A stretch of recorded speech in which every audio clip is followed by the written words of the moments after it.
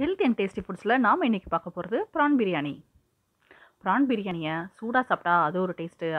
ஆற அந்த மசாலாலாம் வந்துட்டு அந்த ரைஸில் நல்லா இறங்கியிருக்கும். அது ஆறின பிறகு சாப்பிட்றது அது ஒரு டேஸ்ட்டு. ஸோ பாருங்கள் எவ்வளோ உதிரி உதிரியாக வந்திருக்கு. இதுக்கு தேவையான தண்ணி மெஷர்மெண்ட்டு, மசாலா எவ்வளோ போடணும் எல்லாமே உங்களுக்கு பர்ஃபெக்டான மெஷர்மெண்ட்டில் கொடுத்துருக்கேன். நீங்கள் ஃபுல் வீடியோவை பாருங்கள். நம்ம சேனலை சப்ஸ்கிரைப் பண்ணாதவங்க மறக்காமல் சப்ஸ்கிரைப் பண்ணிவிடுங்க. 1 கப் அரிசிக்கு 2 கப் தண்ணி ஊற்றி ஊற வச்சுருக்கேன். ஸோ நீங்கள் 2 கப் தண்ணி ஊற்றி ஊற வைக்கலாம். அப்படி இல்லைனா கொஞ்சமாக தண்ணி ஊற்றி ஊற வச்சுட்டு, இல்லைனா ஊற வச்ச தண்ணியோடு சேர்த்து ஒரு 1.25 கப் மட்டும் தண்ணியை மெஷர் பண்ணி ஆட் பண்ணிக்கலாம் ஊறின பிறகு.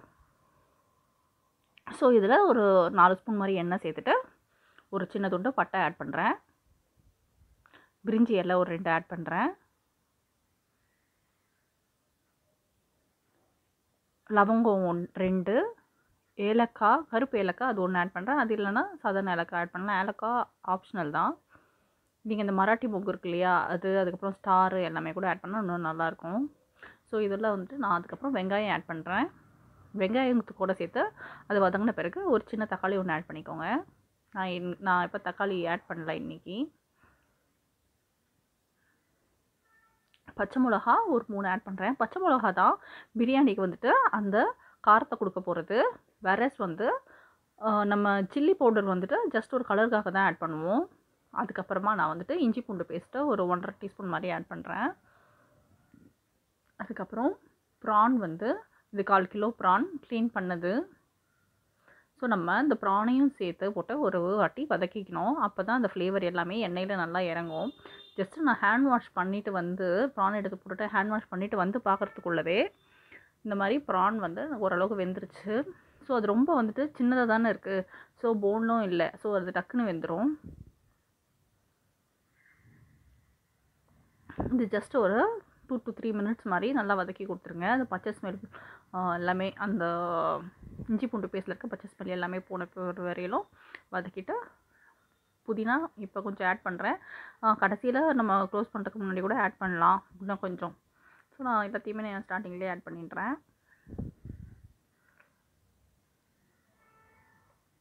அரிசியை ஊற வைக்கும் போதே நான் வந்துட்டு 1க்கு 2 அளவு தண்ணி ஊற்றி ஊற வச்சுட்டேன்.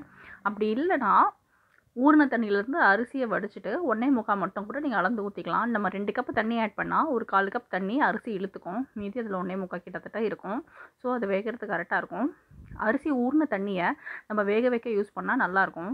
1 ஸ்பூன் உப்பு, 1/4 ஸ்பூன் மஞ்சள் தூள், 3/4 ஸ்பூன் காஷ்மீரி மிளகாய் தூள், 3/4 ஸ்பூன் செட்டிநாடு சிக்கன் மசாலா. இந்த செட்டிநாடு சிக்கன் மசாலா போட்டு நம்ம பிரியாணி பண்ணும்பொழுது அது வந்துட்டு ரொம்பவே ஃப்ளேவர்ஃபுல்லாக இருக்கும். நல்லா வந்துட்டு ஒரு செட்டிநாடு ஹோட்டலில் வாங்கின பிரியாணி மாதிரி இருக்கும். ஸோ இந்த தண்ணி வந்துட்டு நல்லா கொதிச்சு வரணும். கொதிச்சு வந்த பிறகு நம்ம ஊற வச்சுருக்கோம் இல்லையா, அந்த அரிசியை நம்ம இதில் ஆட் பண்ணிக்கலாம்.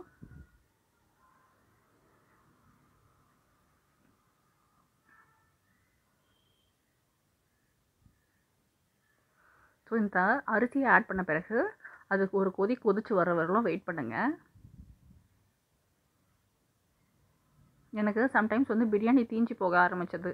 அதுக்கப்புறமா தான் இந்த மாதிரி ஒரு கொதிச்ச பிறகு குக்கரை க்ளோஸ் பண்ணிவிட்டு நான் வந்துட்டு சிம்மில் ஒரு 12 நிமிஷம் வச்சுருவேன். 12 நிமிஷம் வந்துட்டு என்னுடைய குக்கருக்கு கரெக்டாக இருக்குது. இன்னும் நான் போடுற அரிசிக்கு கரெக்டாக வேகிறதுக்கு. நீங்கள் வந்து 1 or 2 டைம்ஸ் நீங்கள் வேக வச்சு பார்த்துட்டு அதுக்கேற்ற மாதிரி டைமிங் வச்சுக்கலாம். ஸோ இப்போ நல்லா கொதிச்சு வந்த பிறகு சிம் பண்ணிவிட்டு குக்கர் க்ளோஸ் பண்ணுறேன். நான் வெயிட் வைக்கிறேன். ஆனால் வந்து இது ஒரு விசில் கூட வராது. ஏன்னா நம்ம வந்துட்டு 12 மினிட்ஸ் தான் வைக்கிறோம் சிம்மில். மோஸ்ட்லி விசில் வராது, சம்டைம்ஸ் விசில் வரும். எங்கள் வீட்டில் இருக்கவங்களுக்கு இந்த மாதிரி அரிசி நல்லா வெந்திருந்தால் தான் பிரியாணி பிடிக்கும். ஒரு சிலர் வந்து 1க்கு 1 இல்லைனா 1க்கு 1.5 தண்ணி ஊற்றுவாங்க. அதில் வந்துட்டு அரிசி சரியாக வேகாத மாதிரி இருக்கும்.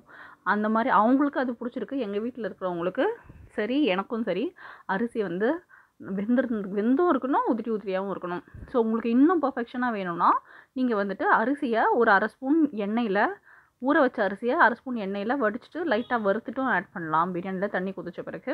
அப்பவும் வந்துட்டு உங்களுக்கு 100% உதிரி உதிரியாக வரும். அதுக்கு நீங்கள் 1க்கு 2 தண்ணி யூஸ் பண்ணலாம்.